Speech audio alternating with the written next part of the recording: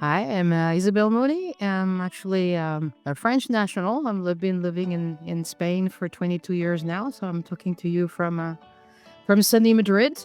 At WSO2 right now, I'm a Field CTO. Our role is really to engage with all our strategic customers across Europe. We each have a strong focus in different areas. Mine is application security. I've been doing this for about 15 years now, especially around APIs, AppSec in general. And right now, a lot of work coming with all the agentic work that we have coming our way.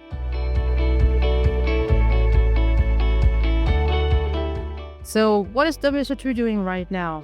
Really, we're preparing the next generation of the platforms that will help our customers manage the applications of the future. It's going to be no surprise that we're going to talk about AI and agentic development here. The platform, for those of you who don't know, is really built around three axes, right? We have three different platforms for API management, for integration, and for identity. And that covers both the security of applications, but also things like identity management, like single sign-on and managing identities across the enterprise. So if you think about it, those are really the three main pillars of any enterprise application, right? So, and our goal at the corporate level is really to create platforms that help our enterprise customers navigate, I would say, the very turbulent waters in which we are right now. Like, technology is complex, it goes super fast, and it's very hard for companies to follow up. So our job is really to make that journey much easier. That's really what we're trying to do.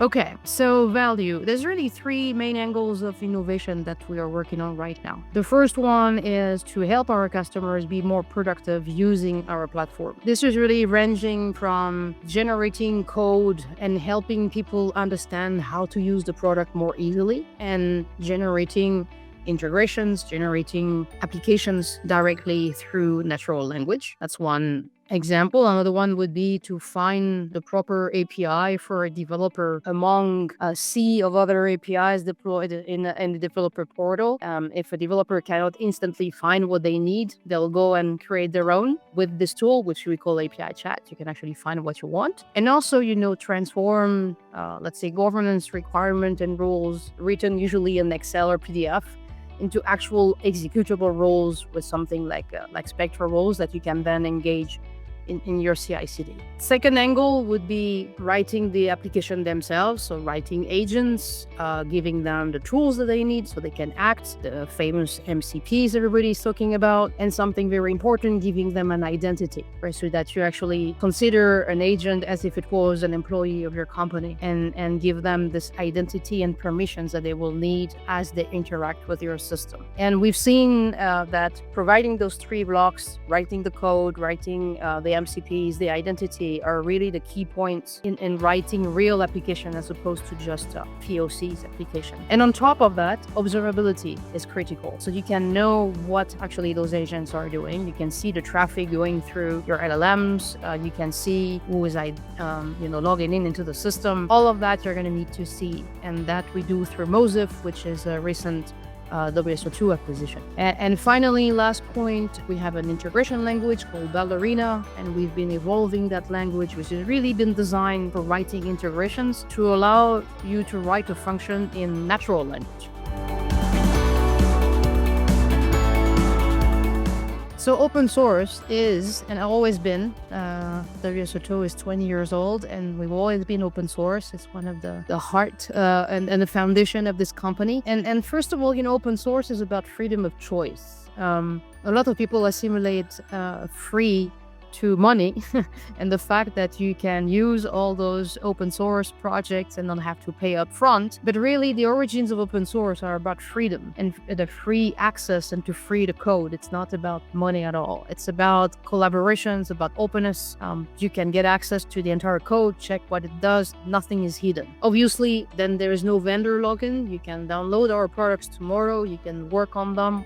We estimate we have 25,000 people working with our products today are not customers, but they're using our products in production. And that's fine. That's just what open source is all about. I'm going to make a bet that anyone watching this video is using or has been using the WSO2 products without knowing it. We actually estimate we're touching the lives of 2 billion people in the world. There's a lot. And a lot through the governments, as I was mentioning earlier, since it's a huge base of our entire customer base.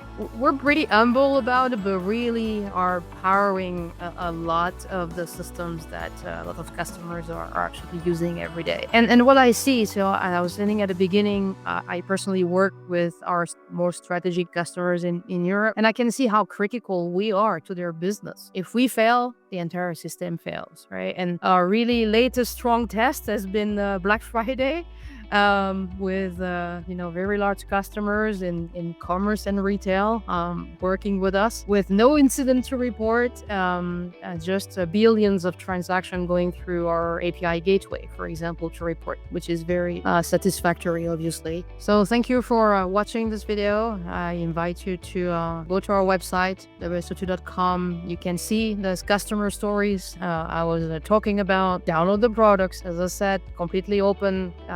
Go and try them on, see if we can help you, and we'll be more than happy. Just fill the contact form and we'll be more than happy to help you on your journey in 2026. Thank you very much.